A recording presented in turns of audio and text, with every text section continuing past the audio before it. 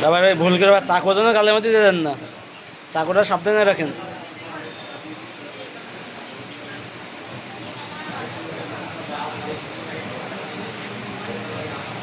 রিশাদ মাঝে মাঝে বইলো যে ভাইয়া কি বুঝলা, দেখছেন আবার কি বলছে, কি বলছে?